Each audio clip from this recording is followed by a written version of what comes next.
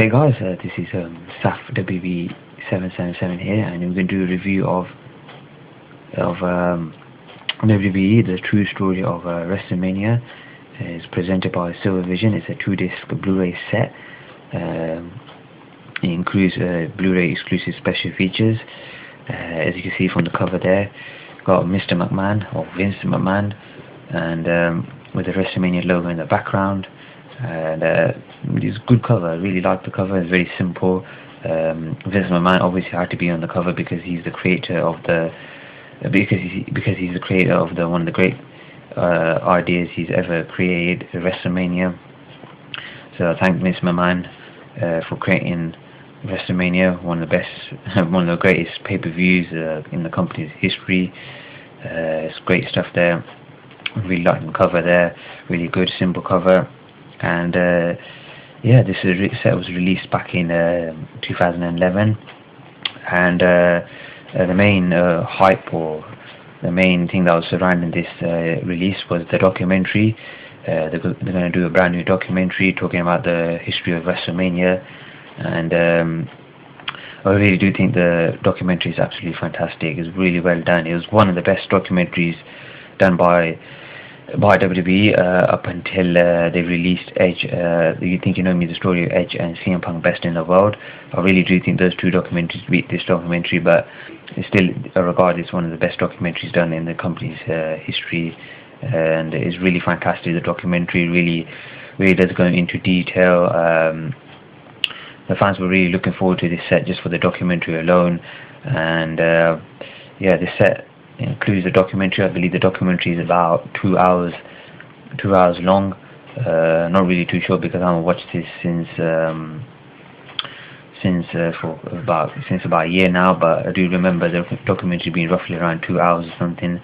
And this set also includes some of the best matches in Wrestlemania, so a really good set to pick up if you want to learn about the history of the Wrestlemania and what Wrestlemania has done to the company, or Wrestlemania has done to WWE.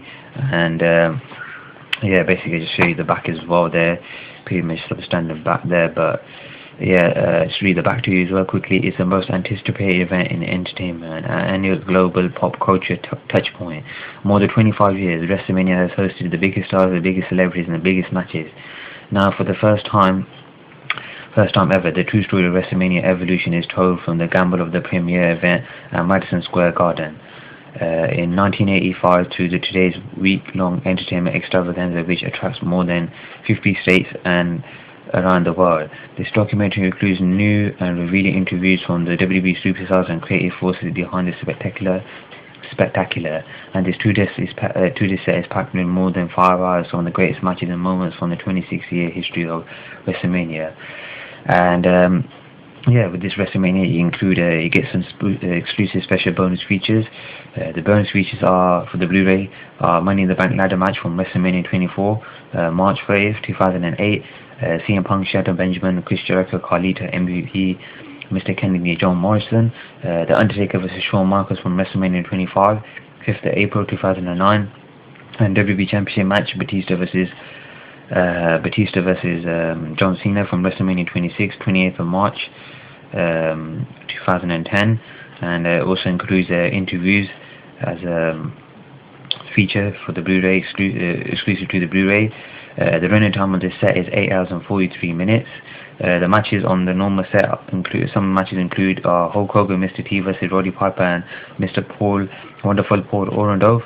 WWE Championship match, Hulk Hogan vs. Andre the Giant from Wrestlemania 3 in 1987. Ladder match for the Intercontinental Championship, Razor Ramon vs. Shawn Michaels from Wrestlemania 10 in 1994. Wrestlemania 18, 17th of March 2002, Icon vs. Icon, Rock vs. Hollywood Hulk Hogan, and WWE Championship match, John Cena vs. Triple H from Wrestlemania 22, 2nd of April 2006. And to have these matches in Blu-ray are really fantastic. That's another plus to get this set as well, to get the matches in Blu-ray, even though they weren't shot in HD, but just to get them in upscale Blu-ray is really fantastic. And yeah, basically, yeah, this set, the documentary on this set is absolutely fantastic. Starts off with Vince McMahon talking about how he came up with the idea of Wrestlemania. Originally, the idea was created by Howard Finkel. He just thought of the idea and they just took the gamble with it and basically ran with doing this extravaganza known as Wrestlemania. It started off back in 1985 at Madison Square Garden, and Vince McMahon really took a big gamble. If Wrestlemania wasn't a success, the company would go out of business. So he really took that big gamble, and it really did pay off. Wrestlemania was a big success, and the company survived as well. The company brought in a lot of money. So they had a lot of celebrities on the show like Muhammad Ali and Cyndi Lauper. So yeah, WrestleMania 1 was all around a big success, and the company survived, which is really fantastic, because if there was no WWE today, I don't think it would be that. I don't know what wrestling company would be running today, because WWE is still the best company in professional wrestling history. Everything about WWE is fantastic. Why it makes you proud fan of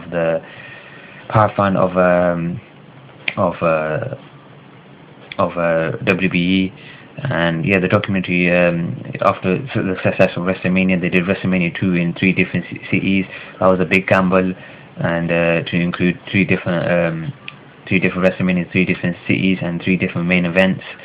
And that was a big gamble. So as a Vince McMahon wanted to do something different. Then Wrestlemania 3, he talked about that, and they set in the world record with 93,000 fans at the Silver Dome